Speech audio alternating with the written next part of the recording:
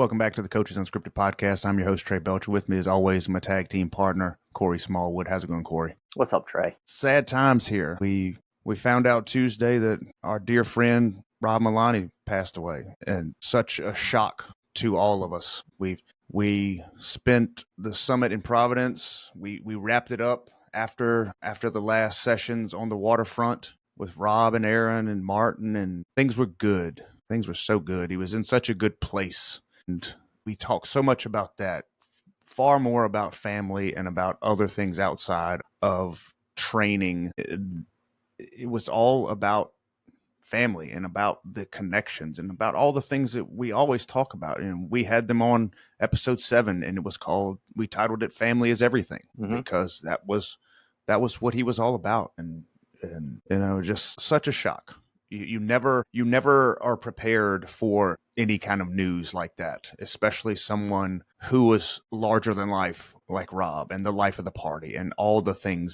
little colloquialisms that we talk about someone who brings such joy and such fun to everything. And it just a crazy thing. And your heart breaks for Aaron, your heart breaks for Ava, and for Logan, and for Mackenzie, and for his brother, and for everybody over at Perform Better. It's such a sad time, and I just rambling on because you just don't know what else to do. But we wanted to come here and pay our tribute to our friend, and tell some stories, and just think about the good times with Rob, and send our love to Aaron and the kids and to everybody over at Perform Better. Yeah, Tuesday was surreal, to say the least, and is still a little bit in the realm of disbelief. I don't think it'll hit a lot of us until we go to the next Perform Better event or a workshop, summit, something like that, and his presence isn't there, because he's a big dude, but his presence was even 100 times bigger than that. You knew when he walked into the room. It was a different vibe when Milani was there. So yeah, still piecing it all together. It just is very hard to wrap my head around. And you're right, especially being so far away. You're 300, 400 miles away. I'm 600 miles away. So it's real, and it's real, but it doesn't feel real. Thankfully, we got to share that time together. And I always made a point to tell him how much I appreciated him and how much I cared about him. And even when I got back from Perform Better, I sent Rob and Aaron t-shirts. And I was just at the post office sending the shirts, and I looked over and they had greeting cards. So I just grabbed one, and I don't even remember what I wrote in it. Probably the same thing I always tell them. You guys are the best. Thanks for everything you do. Love you guys. And I'll always be glad that I did that. Always be glad that you share those things, that you say those things that sometimes you don't say because you don't want to come across as too emotional or too whatever. We're in a macho field, and you don't want to talk about those things, but it is important to share those things, because you never know when you won't get to do it again. And I think to that point is sometimes we don't say it because, I'm just going to see him. I was going to see him in November, right? We're doing a Perform Better workshop in Stanford in November, and they're going to bring a lot of their team there. And yeah, well, I can promise you, Rob and Aaron and would be there. I'll see him then. And that's what makes family and life so precious and valuable. Time is the one thing that we take more for granted than anything else. You just never know. And you were talking about it earlier, and it's one of the things that Rob did, Aaron did, Chris, the entire Perform Better organization is they truly are a family, from all the presenters to the attendees, and it's unlike any company that I've worked with in the fitness industry. No other company I've worked with on 28 years now in this industry, I've not once have I been with an organization that has truly and intentionally felt like family. You talk about the family, and I think part of that is because very few people ever leave. Right. They've all been around each other for 20 plus years, you know, good, bad, and otherwise. They have their squabbles like family, and they They get frustrated with one another like family. They pick on each other like family. But there's a certain hominess when you're around them all. And I've talked ad nauseum, especially to them, about this. I'm just a guy from middle of nowhere, Virginia, and I come up and they welcome me in.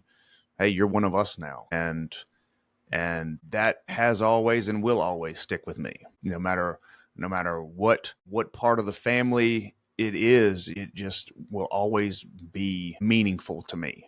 And we talked about this, Rob. So much of what we talked about, Rob and I, you and Rob, had nothing to do with fitness, had nothing to do with perform better, it had nothing to do with Rob's son Logan is a year or two older than my son Charlie, and they play football.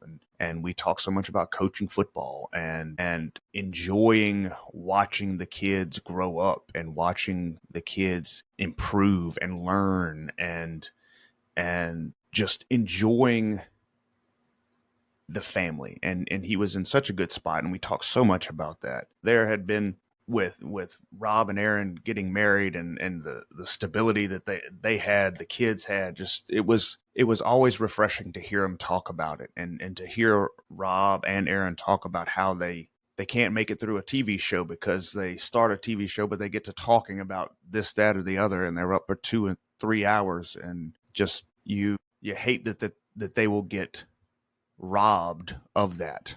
Mm-hmm. It's just I think that's the thing that sticks with me the most out of all of this. Yeah, I remember meeting Rob. I remember the day I met him. We were at I believe we were at a NFBA event, and Perform Better was one of our big sponsors for the events. And I was 25, and Rob and I are same age, I think.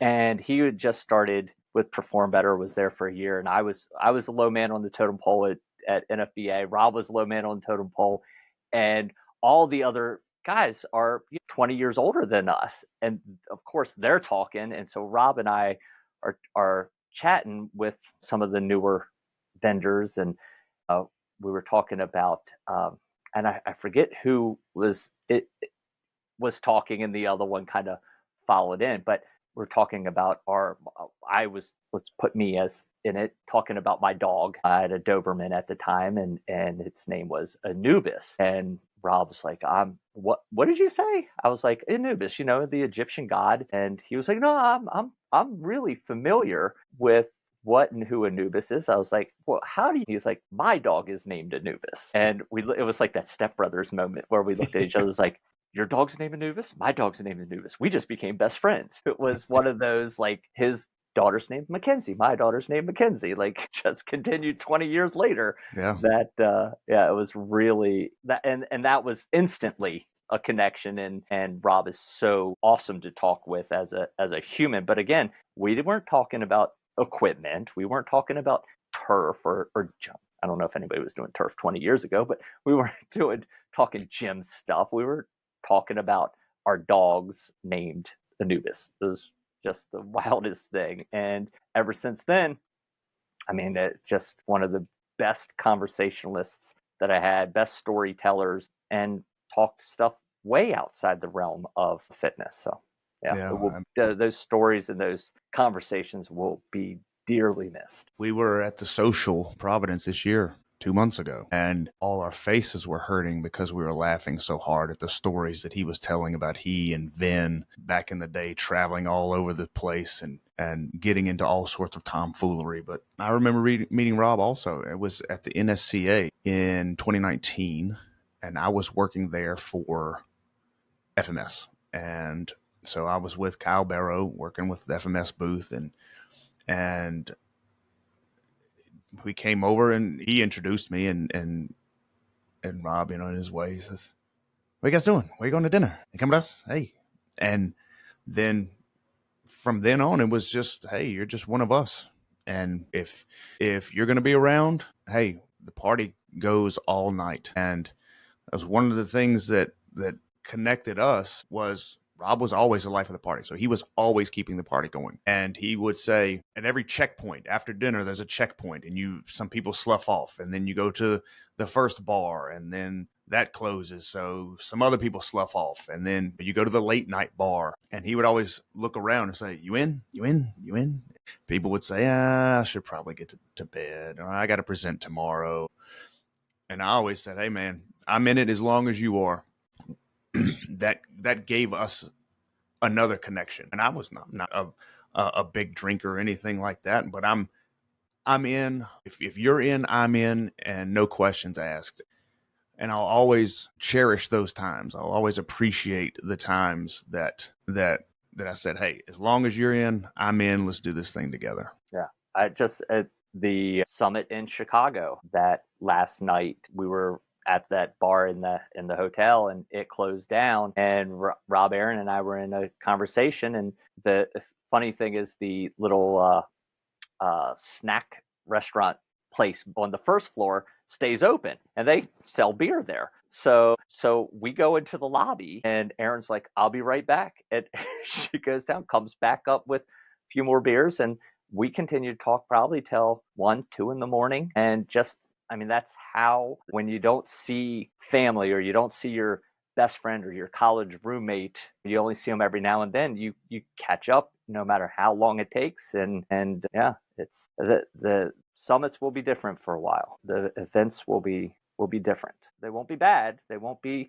it's not good, bad, but it will be different. Yeah, there will definitely be a gap that just cannot be filled. And Rob talked about it so much when we did the podcast about the social and getting to meet people and making it a point to go around and meet new people and make them feel like they belong, make them feel a part of it, and make them feel welcome. And it sounds like a broken record. You can't imagine anything other than that. You can't imagine anybody other than that doing what he does. And for a long time, you're going to wait for him to walk around the corner and say, what are you guys doing? Let's get the show on the road. There's a something called Dunbar's number, and it's 150. It says that's the amount of true relationships that your brain can hold on to, that you remember their names and the amount of kids that they have and their kids' names and all this. Rob blew that number out of the water. He knew everybody. He knew everything about everybody.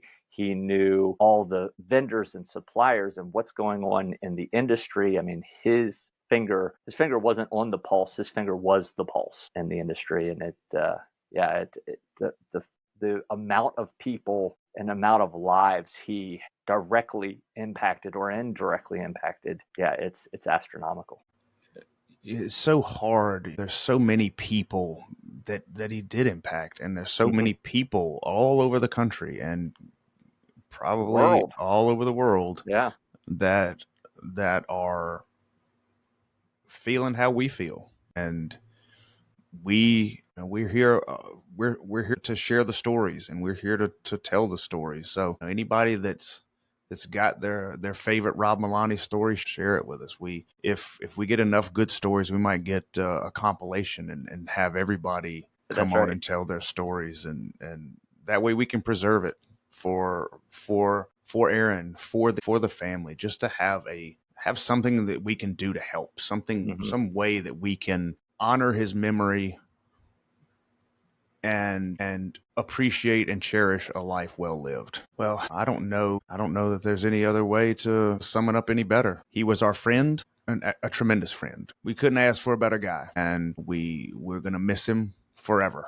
And all that we can do is be there for Aaron, be there for his kids, be there for the Perform Better family, and just keep the memory alive. And so if only I had a Whalers right now that I could hold up. That's right. Because if there was anything I ever heard the man say, it was another Whalers, please. Rob, we'll miss you forever till we see you again. We thank you for joining us on the Coaches Unscripted podcast. We hope today's stories have made you feel something, and whatever that is, it's okay to feel all of it at a time like this. We don't know what else to say, but Godspeed, my friend. So until next time, for Corey Smallwood, I'm Trey Belcher. Keep coaching from the heart, building strong communities.